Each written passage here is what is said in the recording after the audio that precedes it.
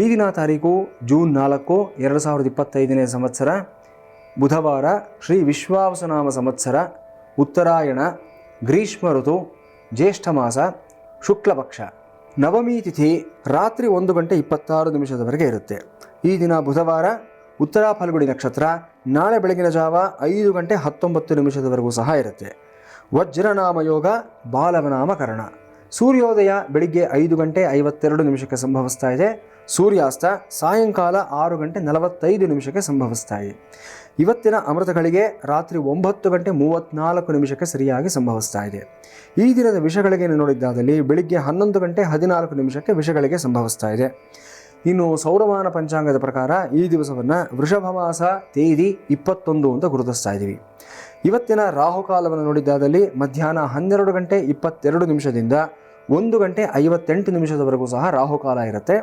ಯಮಗಂಡ ಕಾಲ ಬೆಳಿಗ್ಗೆ 7:34 9:10 ಸಹ ಇರುತ್ತೆ.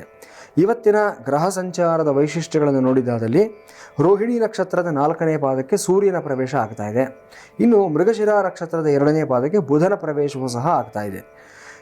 ಈ ದಿನ ಆಸ್ಟ್ರೋ ಪೂಜಾ ವತಿಯಿಂದ ಆಯೋಜಿತವಾಗಿರುವಂತಹ ಪರಿಹಾರ ಪೂಜೆಗಳನ್ನು ನಾವು ನೋಡಿದ್ದಾದಲ್ಲಿ ಕುಂಭಕೋಣಂ ಕ್ಷೇತ್ರದಲ್ಲಿ ಉತ್ತರ ಫಲ್ಗುಣಿ ನಕ್ಷತ್ರದ ಪ್ರಯುಕ್ತ ಗಿರಿಜಾ ಕಲ್ಯಾಣೋತ್ಸವ ಸೇವೆಯನ್ನು ತುಂಬ ವಿಶೇಷವಾಗಿ ತುಂಬ ವಿಜೃಂಭಣೆಯಿಂದ ಇವತ್ತಿನ ದಿವಸ ನಾವು ಆಚರಣೆಯನ್ನು ಮಾಡ್ತಾ ಇದ್ದೀವಿ. ಮುಂಬರುವಂತಹ ಆಸ್ಟ್ರೋ ಪೂಜಾ ಆಯೋಜಿತ ಪರಿಹಾರ ಪೂಜೆಗಳ ಬಗ್ಗೆ ನಾವು ಗಮನಹರಿಸಿದ್ದಾದಲ್ಲಿ 5ನೇ ತಾರೀಕು ಅಂದರೆ ನಾಳೆ ಈ ದಿವಸ ಬೆಂಗಳೂರಿನ ಇಂದಿರಾನಗರದ ಶ್ರೀ ರಾಘವೇಂದ್ರ ಸ್ವಾಮಿ ಮಠದಲ್ಲಿ ಮೂಲ ಬೃಂದಾವನಕ್ಕೆ ತುಳಸಿ ಅರ್ಚನೆ ಪೂಜೆ, ಶ್ರೀನಿವಾಸ ದೇವರಿಗೂ ಅರ್ಚನೆ ಮತ್ತು ಮುಖ್ಯಪ್ರಾಣ ದೇವರಿಗೂ ಸಹ ತುಳಸಿ ಅರ್ಚನೆ ನಡೆಸಲಾಗ್ತಾ ಇದೆ. ಇನ್ನು 6ನೇ ತಾರೀಕು ಕುಂಭಕೋಣಂ ಕ್ಷೇತ್ರದಲ್ಲಿ ಮಹಾಲಕ್ಷ್ಮಿ ಸನ್ನಿಧಾನದಲ್ಲಿ ಲಕ್ಷ್ಮೀ ಸೂಕ್ತ ಹೋಮ. ಈ ಕಾರ್ಯಕ್ರಮ ಪ್ರತಿ ವಾರವೂ ಸಹ ನಡೆಯುತ್ತೆ. ಪ್ರತಿ ಶುಕ್ರವಾರವೂ ಸಹ ಈ ಲಕ್ಷ್ಮೀ ಸೂಕ್ತ ಹೋಮ ತಪ್ಪದೇ ನಡೆಸ್ತೀವಿ. ಈ ಕಾರ್ಯಕ್ರಮದಲ್ಲಿ ಒಂದು ವಾರ ತಪ್ಪದರೆ ಮತ್ತೊಂದು ವಾರ ಯಾರಿಗೆ ಆಸಕ್ತಿ ಇದೆಯೋ ಅವರು ನಿಶ್ಚಯವಾಗಿ ಭಾಗವಹಿಸಬಹುದು, ಮಹಾಲಕ್ಷ್ಮಿ ಅನುಗ್ರಹಕ್ಕೆ ಪಾತ್ರರಾಗಬಹುದು. ಇನ್ನು 7ನೇ ತಾರೀಕು ಕುಂಭಕೋಣಂ ಕ್ಷೇತ್ರದಲ್ಲಿ ಚಿತ್ರಾ ನಕ್ಷತ್ರ ಪ್ರಯುಕ್ತ ಯಜ್ಞಭೂವರಾಹ ಹೋಮ. ಇದು ಮಾಸಿಕ ಪೂಜೆ ಆಗಿರುತ್ತೆ.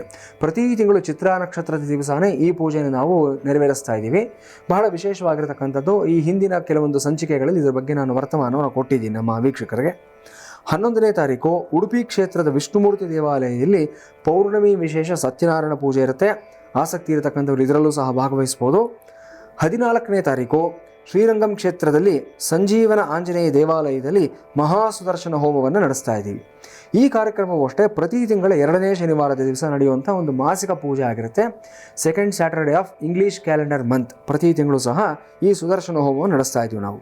ಇನ್ನು 14ನೇ ತಾರೀಕು ಕುಂಭಕೋಣಂ ಕ್ಷೇತ್ರದಲ್ಲಿ ರೆಟ್ಟೈ ಪಿಳ್ಳಿಯಾರ್ ದೇವಾಲಯದಲ್ಲಿ ಸಂಕಷ್ಟಹರ ಚತುರ್ಥಿ ಪ್ರಯುಕ್ತ ಲಕ್ಷ್ಮೀ ಗಣಪತಿ ಹೋಮ. ಇದು ಸಹ ಮಾಸಿಕ ಪೂಜೆ ಆಗಿರುತ್ತೆ. ಪ್ರತಿ ಸಂಕಷ್ಟ ಚತುರ್ಥಿಯ ದಿವಸದಂದು ಲಕ್ಷ್ಮೀ ಗಣಪತಿ ಹೋಮವನ್ನು ತುಂಬ ವಿಶೇಷವಾಗಿ ನಡೆಸಲಾಗ್ತಾ ಇದೆ. ಇನ್ನು ಅದೇ 14ನೇ ತಾರೀಕು ಉಡುಪಿ ಕ್ಷೇತ್ರದಲ್ಲಿ ಮಹಾಗಣಪತಿ ದೇವಾಲಯದಲ್ಲಿ ಸಂಕಷ್ಟಹರ ಚತುರ್ಥಿ ಪ್ರಯುಕ್ತ ತ್ರಿಮಧು ಸಹಿತ ಗಣೇಶ ಮೂಲ ಮಂತ್ರ ಹೋಮವನ್ನು ಸಹ ನಡೆಸ್ತಾ ಇದ್ದೀವಿ. ಇನ್ನು 26ನೇ ತಾರೀಕಿಂದ ಜೂನ್ 26ನೇ ತಾರೀಕಿಂದ ಜುಲೈ 4ನೇ ತಾರೀಕುವರೆಗೂ ಸಹ ಕುಂಭಕೋಣಂ ಕ್ಷೇತ್ರದಲ್ಲಿ ಈ ಆಷಾಢ ನವರಾತ್ರಿ ಅಂತ ಆಚರಣೆಯನ್ನು ಮಾಡಲಾಗುತ್ತೆ. 9 ದಿನಗಳ ಕಾಲ ಗುಪ್ತ ನವರಾತ್ರಿ ಅಂತಾನು ಸಹ ಕರೀತಾರೆ. ಈ ದಿನದಲ್ಲಿ ಈ ಒಂದು 9 ದಿನಗಳ ಒಂದು ಪೂಜೆಯ ಅಂಗವಾಗಿ ಪ್ರತಿದಿನವೂ ಸಹ ಅಲ್ಲಿ ವಾರಾಹಿ ಹೋಮವನ್ನು ಸಹ ನಡೆಸ್ತಾ ಇದ್ದೀವಿ. ತುಂಬ ವಿಶೇಷವಾಗಿರತಕ್ಕಂಥದ್ದು ಮಾಘನವರಾತ್ರಿ ಮತ್ತು ಶರನ್ನವರಾತ್ರಿ, ಆಷಾಢ ನವರಾತ್ರಿ. ಈ ನವರಾತ್ರಿಗಳಲ್ಲಿ ದೇವಿಯನ್ನು, ಅದರಲ್ಲೂ ಶಕ್ತಿ ರೂಪದಲ್ಲಿರತಕ್ಕಂಥ ದೇವಿಯನ್ನು ಆರಾಧನೆಯನ್ನು ಮಾಡಿದ್ದಾದಲ್ಲಿ ನಮ್ಮ ಎಲ್ಲ ಇಷ್ಟಾರ್ಥಗಳು ಸಹ ಸಿದ್ಧಿಯಾಗುತ್ತೆ.